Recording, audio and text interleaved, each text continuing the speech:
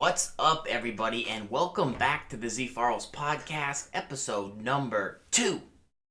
Today, we're going to talk about 5 things that I think are the most important things that I want to be about. So, if you don't know me, this will kind of look at, what do I do? I gave you my life story in the first episode, but, what does my day to day look like now? What do I do? What do I believe? What do I want to be? What do I value? It's heavy. It's deep. You thought this was going to be fun. No, this is going to get kind of serious, but not really. We'll keep it lighthearted, of course. As always, your feedback is appreciated, and you can leave that either on the YouTube video or on the podcast version of this. As I promised you when we started this thing, there will be 10 episodes minimum. That's the guarantee, depending on how it goes. It's just one listener, my mom, who supports it all. It'll be 10 episodes for her, which could have just been 10 phone calls, so kind of a waste of time. But if it's, 5 people, we'll do 10 episodes. But if people like it, we'll keep going. Plus, we want to keep improving on it. As we mentioned in the first episode, we talked about the camera, the lighting, the microphone. We have better stuff. We just haven't put it together. We don't need to. If we spend too much time thinking about it, we're not going to do the podcast, and we can't have that happen because we haven't made anything in a long time.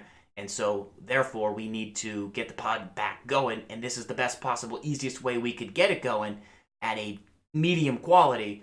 So, that's why we're doing this. But 5 things I'm into and what I do on a daily basis, that's what we're going to talk about. In the next episode, within the next 2 episodes, we will have an episode called Whatever Happened to S. Gibbs, where we'll actually bring in S. Gibbs for an interview. That will be one of those episodes where we branch outside, go to an interview format, try maybe the different microphone that we have, because we need 2, and see what works and see if people are into that format. So we will cover what happened to S. Gibbs in a future episode.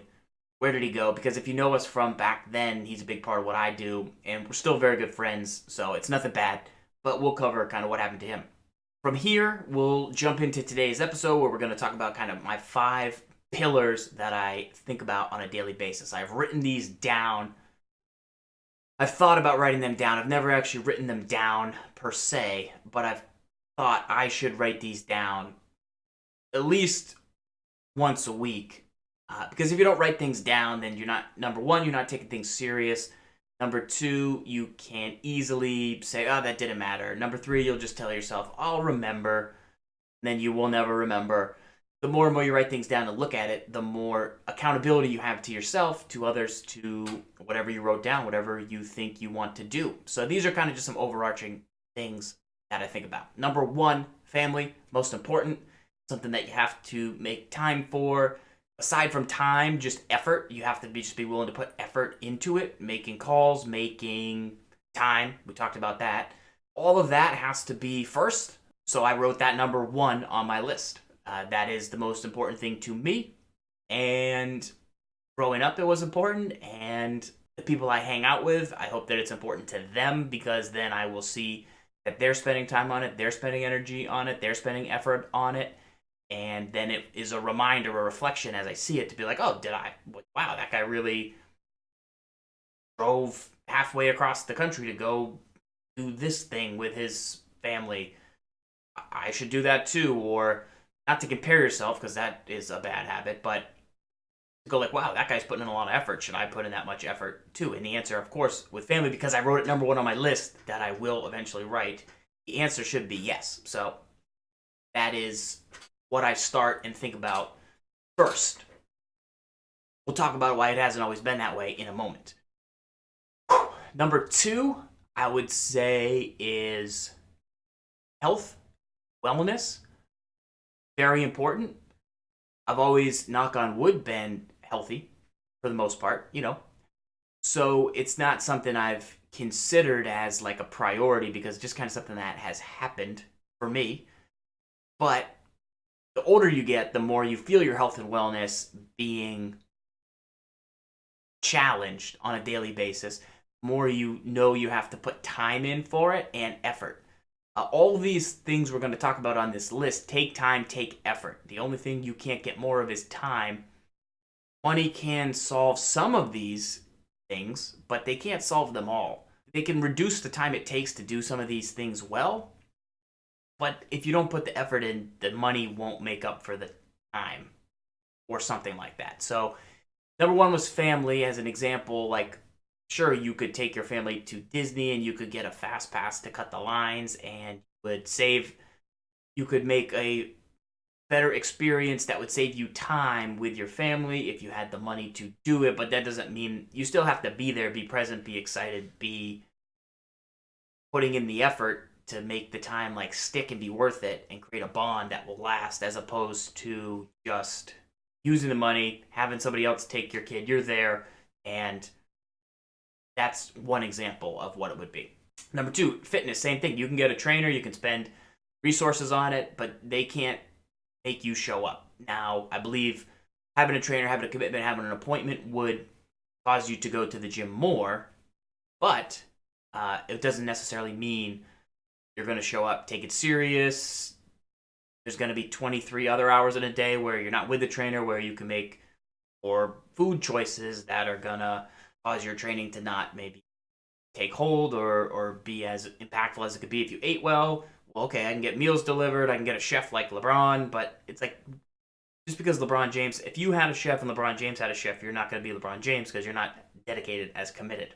So I don't know who I'm yelling at. I feel like I'm yelling at whoever's listening to this, but I'm just giving you some thoughts I've had about my 5 pillars, a little brain dump, talking out some of the conversations that go on in my mind as I think about the scope and scale of your priorities, what you want to be, what you want to do. You got to write it down. I've still never written it down, but you got to write it down. I might pause the pod and write it down. So, number 2, health and wellness, just because it's also something once you damage it, like it's really hard to get back. Sure, the damage can be done though if you get too far out of the zone. So you can always get it back. It's never too late. But you try not to do that if I can. And once again, I'm talking to myself. It sounds like I'm yelling at you. Like to do that. It's important. Number 3 is work. For a long time, work was number 1. If I don't pay attention, work becomes number 1. Sometimes work is number 1, but I pretend that it is for family, because it is, because you got to work so that you have things, so that your family can do things. So then I say, well, it's technically more important for me to do this thing because it will help the family. So technically, even though this is a work thing, it's for the family, so I have to, it's technically number 1. So I like to work. Work is fun. Work is great. Work is always something I've done. Just kind of always had that muscle. Always wanted to do it since I was in high school. Work, get paid, you get stuff you want. It's all nice. It's all good. But if I don't, knowing I have that tendency, if I don't say, okay, what's an appropriate level of work? When's a good time to relax a little bit? I'll just work. I'll just work all the time.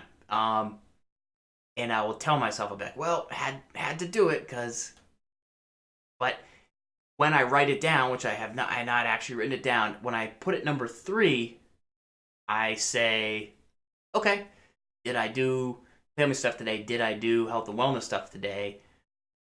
Then did I do work stuff today? That helps me make sure that I'm not defaulting back to making it. Because what happens if you work too much is you get burnt out, you get tired, you get too focused, you get too focused on the little things. If the more and more you work, the further and more detailed you get into that work, the more like the little things can bother you, and the little things are important. The little things are the big things. I'm a fan of that. But at the same time, you got to kind of pull back and be like, okay, is this thing going to matter 2 weeks from now? Yes, no. How can I pull back, get more a vision of the whole things that we're trying to do from a work perspective? I find when I work a teeny bit less in regards to like my priority rank of number 3, I actually get better at work, in my opinion, for what I should be doing. Those are my thoughts on that. as I noted a million times, this is more about a personal pod. It's not exactly about where I work, and we're not really going to cover that. So that's just a note for those of you wondering. But that is one way that work at number three it's something I got to stick and keep right at number three. Otherwise, it will chew up time, and I'll let it because I love it. So that's that. And as one more example, like number two being health and fitness. The reason I had to put health and fitness in number two is because if I'm busy at work, the first thing I'll do is be like, I don't need to go. I'll skip the gym today. Skip the gym today. And for like 3 months straight, I skipped the gym a couple years ago, right? And like, well, I had to work. Like I can just keep working. There's more work. There's more stuff to do. More emails to send. More all that. I'll go to the gym the next time or whatever. And then like you don't feel your best because you're not active, and you go like, man, I wish I had worked out today or whatever. So if I put work at number two and then health at three, when I look at my list that I haven't written out, I'll just go like, man, I should have, because you can always work more. You will set the gym aside, or whatever your health is, or it could be bowling, it could be like any fun activity you like. It doesn't have to be like go to the gym, pump the iron. You have to I have to put that there. That's something that I've tweaked as I tweaked this list. I've had to put that there because when I ultimately make that choice, like almost every day, when I make that choice of like, am I actually going to go to the gym? Like not like I wake up every morning like I'm gonna go to the gym today, but then there is a point in the day, every single day, different times of the day sometimes, but there is a point every single day where it's like where the trigger of like, are we going? Like, am I taking my stuff and going? If something happens, if an email comes in, if whatever it is goes down, then I go, no, we're not going. And I don't even actively think it just happens. It happens without me consciously paying attention to it. And that would be where I would miss like stretches of the gym because I'd be like, yeah, we're not going. This is more important. And it is important. There are times where you will prioritize that in certain instances. But like I said, if I never make that number two, that's a good boundary to say, do this, come back, it'll be there. And if I get this done, then once I get the workout done, I'm able to actually come back and work. Then I know I can work the rest of the day and night without any interruption because I've already done like what I needed to do for that day. And then that actually is good. Then it's actually freeing. Then the quality of your work's better because you know you did the things you're supposed to do. You know you have more time to do it. And you feel better. And you got out of some of the smaller minutia details and can be doing better work at a higher level of vision. That's a lot there to unpack. Hopefully that made some sense to somebody. I don't know. But that's number three. Number four is video games. So as a priority, that's more of like the hobby aspect of it. So you got family, you got health and wellness, work, and then you kind of have video games, kind of like that relaxing piece, or the thing you might do on a night where you don't have anything else going on. You know, for some people it could be Netflix or shows or movies or hobby, something like that, board games, whatever it might be. But for me, it has been video games growing up. Madden especially, it's tricky because I play a lot of Madden regardless. And so as a video game, I like to spread it out. And I know that because I don't do many other relaxing things, the gym is relaxing, but in a different way. Because I don't do many, like, I don't watch a ton of shows, or I don't, like, sit down and go, like, you know what? I'm going to put my feet up for 2 hours, and I should be able to do this. I will. I don't necessarily, like, do that enough. Video games, I say, oh, okay, if I dive into this game and I can get in the zone with it and kind of relax, then this is a helpful activity, not one that takes away time in a negative way where like I'm spending more time than I want to on it, right? If I was gaming instead of work or skipping the gym because I wanted to play games, I've already wrote out the list that gaming is not higher than health and wellness on the list. So therefore, that is why it's important to have a list, because then you can kind of know and judge. Games as a whole, it's just something that I've enjoyed. I think that people I've met have made it worth it. The relationships, chatting with them, it's challenging. There's new stuff to keep up on. There's always updates to games, and it's really impressive.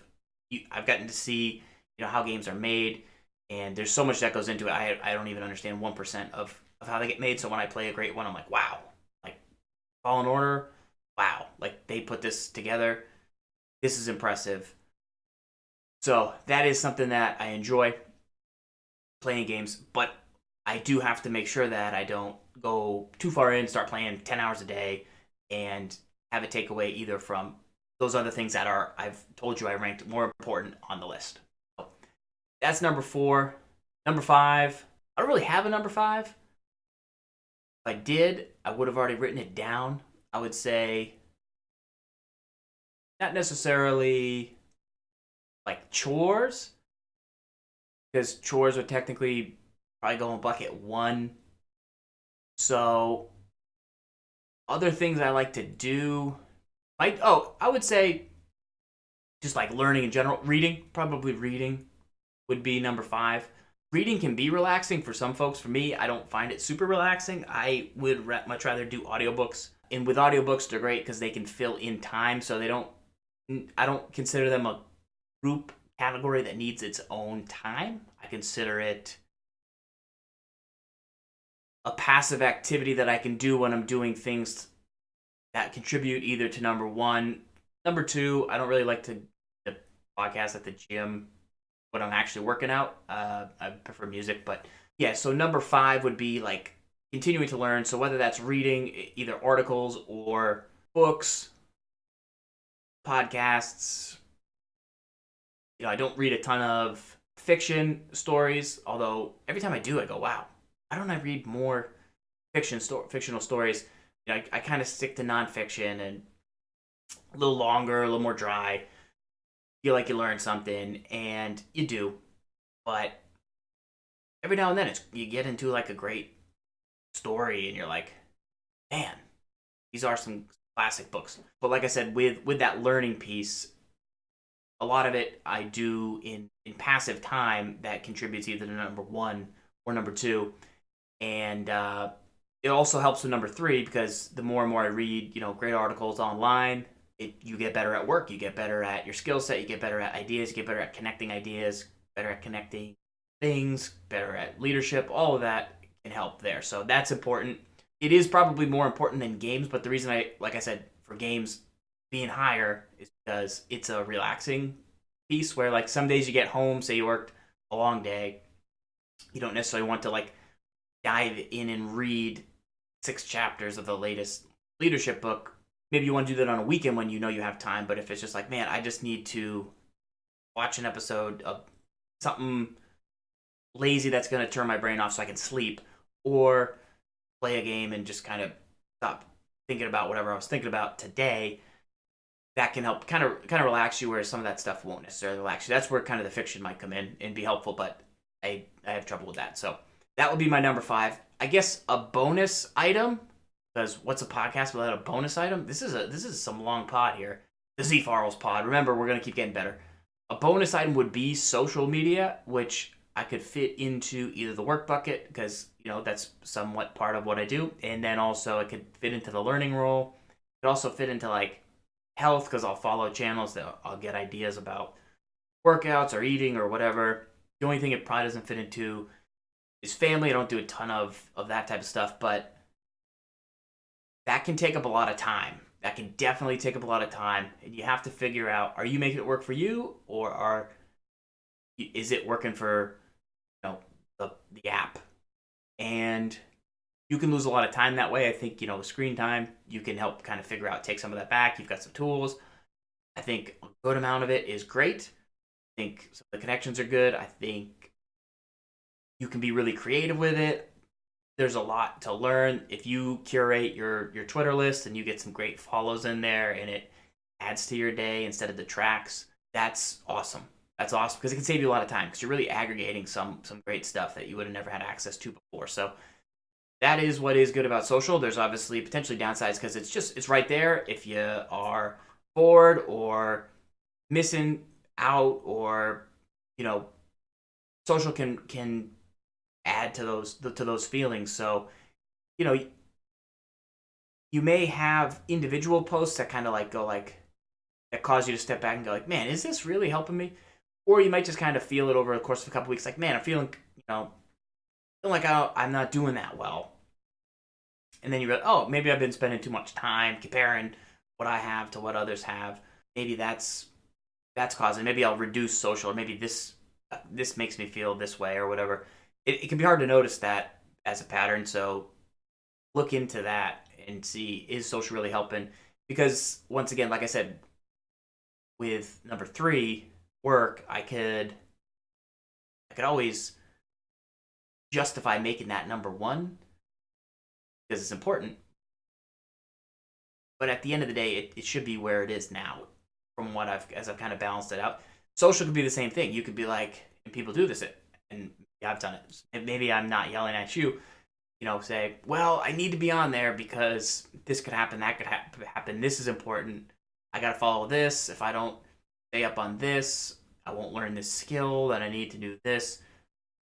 So you can always kind of be like, I needed to have my phone because somebody could have called and that would be important. I don't want to miss it, but it'll always be there. And I think if you can set a boundary and say, like, what am I going to learn in 1 hour? What am I going to learn in 7 hours today on social that I wouldn't have learned in 1 hour? Then you'll have more boundaries, and then you'll kind of figure out if it's additive, what you want to be doing. So that would be a balancing act that I would add, because it just takes time, and all these top 5 on my list that I never wrote down is time-based because you have such limited time to do what you want to do. And there's a quote out there, I don't know who it is. They said, show me your calendar and I'll show you your priorities. There it is. There it is. That's what wraps it up, and that's why we wrote down this list that we have not written down. Anyway, that's pretty much it for today's episode of the podcast. As always, we'll take your feedback, your questions, your ideas, your things you want to hear more about, your anything else you want to know. We'll break it down. Have a good day. Stay hungry. Until next time, lock up.